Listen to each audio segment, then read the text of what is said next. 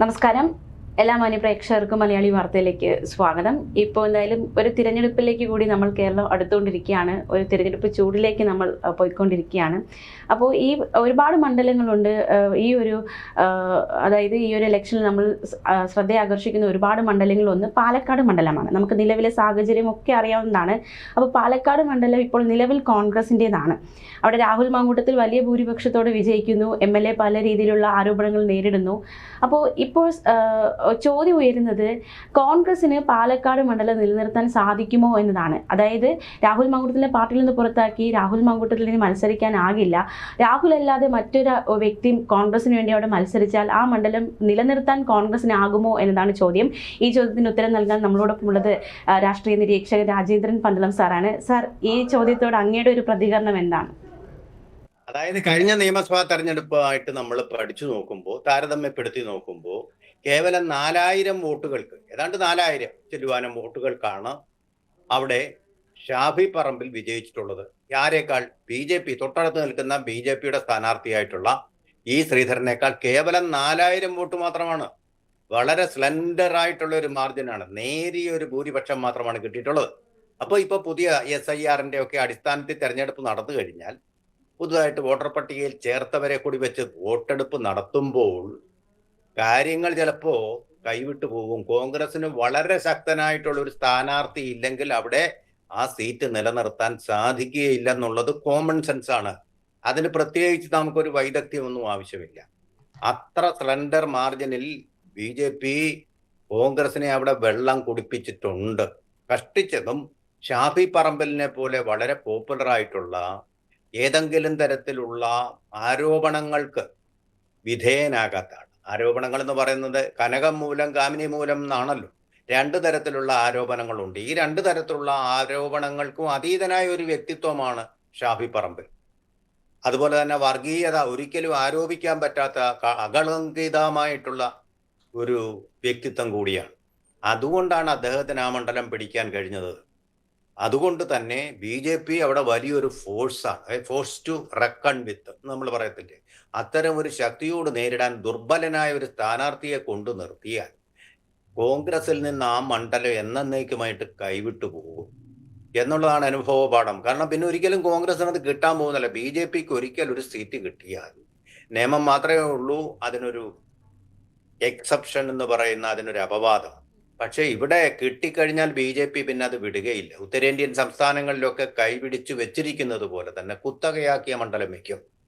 VS വിജയരാഘവനും ഒക്കെ വലിയ തേരോട്ടമുള്ള ആ മണ്ഡലത്തിൻ്റെ ഇന്നത്തെ അവസ്ഥ കോൺഗ്രസിനെ സംബന്ധിച്ചിടത്തോളം വളരെ പരിതാപകരമാണ്. പ്രഗത്ഭ AV ഗോപിനാഥ് തന്നെ കണ്ടില്ലേ, അദ്ദേഹം ഇപ്പോൾ ഗുരുവായൂർ ദേവസ്വം ബോർഡിൻ്റെ ചെയർപേഴ്സണായിട്ടിരിക്കുകയാണ്. ആരുടെ ലേബലിൽ? LDFിൻ്റെ ലേബലിൽ അവിടെ ചെയർപേഴ്സണായിട്ട് തൻ്റെ ദൈവ നിയോഗമാണെന്ന് പറഞ്ഞിരിക്കുകയാണ്. അങ്ങനെയൊക്കെയുള്ള പോപ്പുലറായിട്ടുള്ള നേതാക്കളുണ്ട്, ജനകീയരായ നേതാക്കൾ ഉണ്ടായിരുന്ന ഒരു കാലമുണ്ട്. ഇന്ന് അതില്ല. അതിൻ്റെ ഒരു വസന്തകാലം നഷ്ടപ്പെട്ടിരിക്കുക ദേശീയ തലത്തിലും കേരളത്തിലും. അങ്ങനൊരു അവസ്ഥയിൽ കോൺഗ്രസ്സിന് ഇതൊരു ടൈറ്റ് റോപ്പ് വോക്കിംഗ് എന്ന് പറഞ്ഞു കഴിഞ്ഞാൽ അതൊരു നൂൽപാലത്തിൽ കൂടിയുള്ള ഒരു യാത്രയായിട്ട് പരിണമിച്ചിരിക്കുകയാണ്.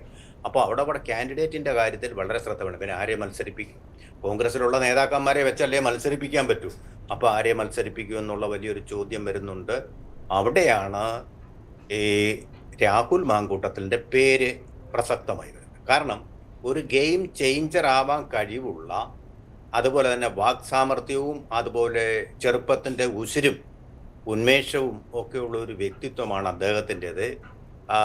ഏതു വാദങ്ങൾക്കും പ്രതിവാദം പറയാനും മറുപടി പറയാനും കെൽപ്പുള്ള കരുത്തനായിട്ടുള്ള ഒരു സ്ഥാനാർത്ഥിയെ മണ്ഡലത്തിൽ ഒരു തേരോട്ടം നടത്താനും ഒരു കോളിളക്കം സൃഷ്ടിക്കാനും ഒക്കെ കഴിയുന്ന ആളാണ് രാഹുൽ മാങ്കൂട്ടത്തിൽ എന്നുള്ളത് സുവിദിതമാണ്, നമുക്കെല്ലാം അറിയാവുന്ന കാര്യമാണ്. പക്ഷെ ഒരു കുഴപ്പം, അദ്ദേഹത്തിൻ്റെ വ്യക്തിത്വത്തിൽ കളങ്കിതനായിരിക്കുന്നത്. ഷാഫി പറമ്പിലിൻ്റെ അടുത്ത ശിഷ്യനും അദ്ദേഹത്തിൻ്റെ ഇഷ്ടക്കാരനും ഒക്കെയാണെങ്കിലും അകളങ്കിതമല്ല അദ്ദേഹത്തിൻ്റെ വ്യക്തിത്വം. അതാണ് ഷാഫി പറമ്പിലിനെ ഒരു ഉന്നതനായിട്ട് നിർത്തുന്നത്.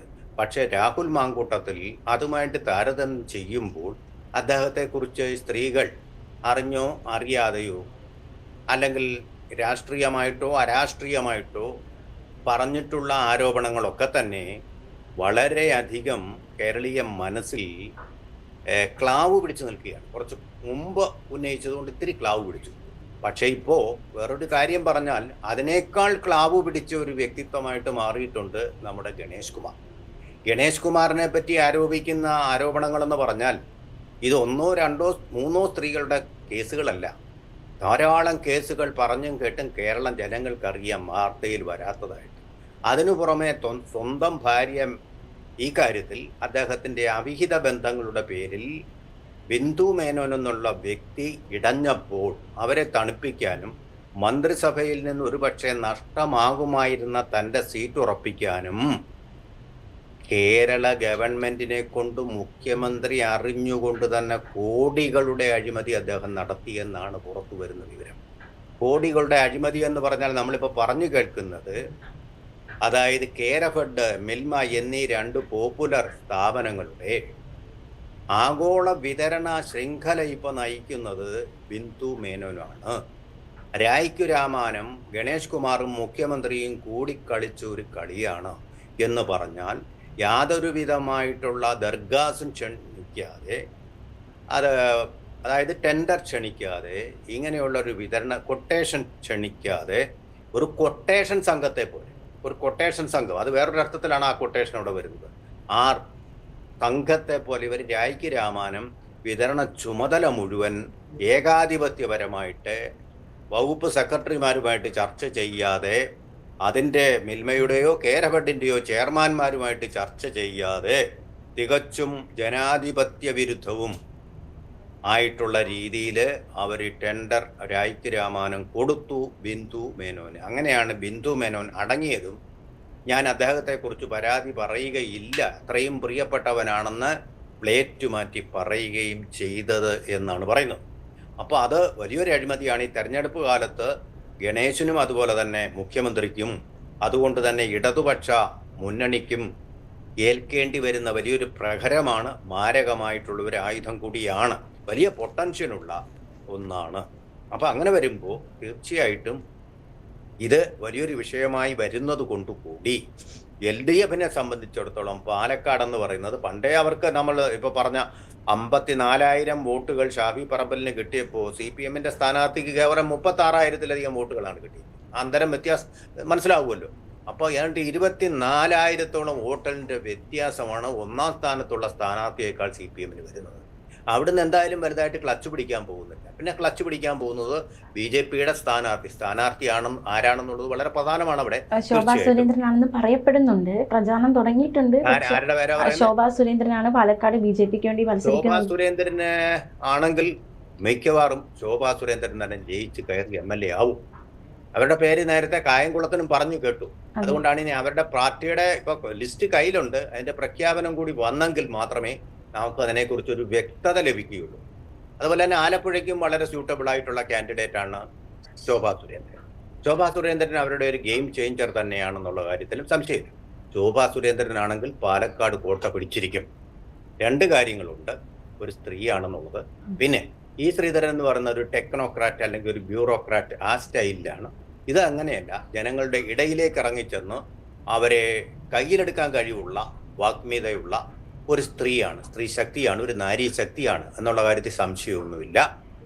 അപ്പോൾ അവിടെ ഒരു സീറ്റ് ഉറപ്പാക്കാൻ BJP-ക്ക് അവിടെ കഴിയുമെന്നുണ്ട്. രാഹുൽ മാങ്കൂട്ടത്തിൽ അല്ലെങ്കിൽ ഇപ്പൊ ചുരുക്കി പറഞ്ഞാൽ സീറ്റ് BJP-ക്ക് എന്ന് നമുക്ക് ഉറപ്പിക്കാവുന്ന ഒരു കോട്ടയാണ് പാലക്കാട്. CPM അവിടെ ഒന്നുമല്ലാതെ ഷൂ ആയി പോകുന്ന ഒരു കാഴ്ചയുമായിരിക്കും നമ്മൾ ഈ കുറി കാണാൻ പോവുക. കാരണം രാഹുൽ മാങ്കൂട്ടത്തിനേക്കാൾ വൃത്തികെട്ട രീതിയിൽ പെരുമാറിയ ഒരു മന്ത്രിയെ വെച്ചുകൊണ്ടാണ് LDF രാഹുൽ മാങ്കൂട്ടത്തിനെതിരെ അവിടെ പറയാൻ പോകുന്നത്. അതൊന്നും എറിക്കാൻ പോകുന്നില്ല. കാരണം രാഹുൽ മാങ്കൂട്ടത്തിൽ കല്യാണം കഴിക്കാത്ത ബാച്ചലറായിട്ടുള്ള ഒരു MLA മാത്രമാണ്. അതേസമയം ഗണേശ് എന്ന് പറഞ്ഞ 2 കല്യാണങ്ങൾ കഴിഞ്ഞിട്ടുള്ള ആളാണ്. 5000 പ്രണയിനിമാർ തനിക്കുണ്ടെന്ന് പരസ്യമായിട്ടും പച്ചയായിട്ടും പറഞ്ഞിട്ടുള്ള ഒരാൾ പബ്ലിക് ഡൊമൈനിൽ കിടക്കുകയാണ്. ഇതുകൂടാതെ ഒരുപാട് ആരോപണങ്ങൾ. സരിതാ നായരുമായിട്ട് അദ്ദേഹം വേറൊരു കൂട്ടുകാരനും കൂടി ഗവി ഫോറസ്റ്റ് ഏരിയയിൽ പോയിട്ടുണ്ടെന്ന് അന്നത്തെ ഫോറസ്റ്റ് ഡെവലപ്മെന്റ് കോർപ്പറേഷൻ എന്ന് പറഞ്ഞുണ്ടല്ലോ, വനവികസന കോർപ്പറേഷൻ, അതിന്റെ ചെയർമാൻ പറഞ്ഞിട്ടുണ്ട്. അതുപോലെ തന്നെ അവിടെ പാടില്ല, ഇങ്ങനെയുള്ള അവിഹിത ബന്ധങ്ങൾക്കുള്ള സ്ഥലമല്ലത്, തന്നെയല്ല നിങ്ങളുടെ മന്ത്രിസഭയ്ക്കും കുഴപ്പമുണ്ടാക്കുമെന്ന് പറഞ്ഞതിനെ തുടർന്ന് അദ്ദേഹം ആ സംഘം നേരെ തേക്കടിയിൽ പോയെന്നും, തേക്കടിയിലെ ഗവൺമെന്റിന്റെ ഒരു റിസോർട്ട് ഉണ്ടല്ലോ അവിടെ, ആരണ്യകം, അവിടെ താമസിച്ചായിട്ടും പറയുന്നുണ്ട്. അങ്ങനെ നിരവധി കേസുകൾ അദ്ദേഹത്തിന്റെ പേരിലുണ്ട്. ഭാസ്കര കാരണവർ വധത്തിലെ മുഖ്യപ്രതിയായ ഷിറിനെ മോചിപ്പിക്കുന്നതിൽ അദ്ദേഹം പങ്കുവഹിച്ചു എന്ന് പറയുന്നുണ്ട്. അപ്പോ അങ്ങനത്തെ ഒരാള്, അപ്പോ ഇവിടെ നമ്മൾ കാണുന്നത് കണ്ണിൽ ഉള്ള കമ്പാണ്. ആ കമ്പും വെച്ചുകൊണ്ടാണ് അവര് രാഹുൽ മാങ്കൂട്ടത്തിന്റെ കണ്ണിൽ കരടുണ്ട് എന്ന് പറയുന്നത്. അപ്പോ അവർക്കിത് പറയാനുള്ള ധാർമ്മിക അധികാരം തന്നെ നഷ്ടപ്പെടുത്തിയിരിക്കുകയാണ് മന്ത്രി ഗണേഷ് കുമാർ മന്ത്രിസഭയിൽ തുടരുന്നത് കൂട്ട്. അപ്പൊ ആ ഒരു സാഹചര്യത്തിൽ പാലക്കാട് സീറ്റ് മിക്കവാറും നമുക്ക് കൺക്ലൂഡ് ചെയ്യാവുന്നത് വിശ്വാസയോഗ്യമായിട്ട് ഇന്നത്തെ സാഹചര്യം, ഇപ്പോഴത്തെ സാഹചര്യം വെച്ചാണ് പറയുന്നത്, ശോഭാ സുരേന്ദ്രന് തന്നെ കിട്ടും. രാഹുൽ അല്ല എങ്കിൽ BJP തന്നെ നേടുമെന്നാണ് അല്ലെ? തീർച്ചയായിട്ടും രാഹുലിനൊരു മാറ്റം ഉണ്ടാക്കാൻ കഴിയുമെന്നാണ് എനിക്ക് ഉറപ്പില്ല. പക്ഷെ ഉണ്ടാക്കാൻ കഴിയുമെന്നാണ് പൊതുജനങ്ങളുടെ ഒരു വിശ്വാസം. അതാണ് കോൺഗ്രസ്സുകാരുടെ ഒരു വിശ്വാസം, കോൺഗ്രസിൽ നല്ലൊരു വിഭാഗത്തിന്റെയും വിശ്വാസം. ഇപ്പൊ കോൺഗ്രസിന് വേണ്ടി രമേശ് പിഷാരടിയെ പാലക്കാട് ഇറക്കുമെന്നൊരു രമേശ്, ഞാനൊരു കാര്യം ഉറപ്പിച്ചു പറയാം. രമേശ് പിഷാരടിയെ അവിടെ ധർമ്മജൻ ബോൾഗാട്ടി എന്നും പറഞ്ഞുകൊണ്ട് സ്ഥാനാർത്ഥി മത്സരിച്ചില്ലേ, അതുപോലെയാണ് ഈ കോമാളികളെയൊക്കെ മത്സരിപ്പിച്ചാൽ ജയിക്കാമെന്നുള്ള വിചാരം ഉണ്ടല്ലോ. നമ്മൾ TV കാണുമ്പോൾ ഇഷ്ടപ്പെടും, പക്ഷെ ഒരു സ്ഥാനാർത്ഥിയായിട്ട് വരുമ്പോൾ അവിടെ ഒന്നും ജയിക്കാൻ പോകുന്നില്ല എന്നുള്ളതാണ്. ഇത് ഈ പാഠം, ഈ ഗ്രഹപാഠം ഇതുവരെ ഉൾക്കൊള്ളാൻ കോൺഗ്രസിന് കഴിഞ്ഞിട്ടില്ലെങ്കിൽ കഷ്ടം. ധർമ്മജൻ ബോൾഗാട്ടിക്ക് സംഭവിച്ചു തന്നെയാണ് രമേശ് പിഷാരടി എന്ന് പറയുന്ന കലാകാരൻ എന്നുള്ള നിലയിൽ അദ്ദേഹത്തെ ആദരിക്കുന്നു. പക്ഷേ ഈ രാഷ്ട്രീയത്തിലേക്ക് വന്ന് രാഷ്ട്രീയത്തിൽ വന്ന് കോമാളിയായിട്ട് മാറുന്ന ഒരവസ്ഥയാണ് അദ്ദേഹം സൃഷ്ടിച്ചിരിക്കുന്നത്. ഓക്കെ, അപ്പോൾ വളരെയധികം നന്ദിയുണ്ട് ഈ ഒരു വിഷയത്തിൽ നമ്മളോട് പ്രതികരിച്ചത്. ഓക്കെ.